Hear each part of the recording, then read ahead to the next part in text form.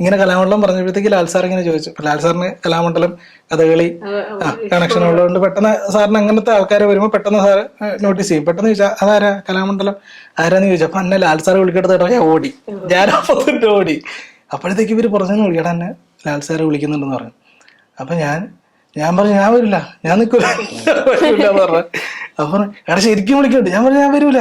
പിന്നെ ഞാൻ നോക്കുമ്പോ പ്രൊഡക്ഷൻ കൺട്രോളറൊക്കെ വരുന്നത്, ഡിക്സൺ ചേട്ടനൊക്കെ വരുന്നത് വിളിക്കുന്നുണ്ടത്. ഞാനപ്പോ നെഞ്ചിരിക്കാൻ തുടങ്ങി, ഇത് പണി പാളിയാ, ഇതെന്തിനാണ് വിളിക്കണത് നോക്കുമ്പോ ഞാൻ പേടിച്ചിട്ടാണ് പോയത്. നമ്മളെ അങ്ങനെ വിളിക്കാറില്ലല്ലോ. പെട്ടെന്ന് ശരിക്കും വിളിക്കുന്നുണ്ടെന്ന് പറഞ്ഞപ്പോഴത്തേക്ക് ബിനി ചേട്ടനും വന്നു.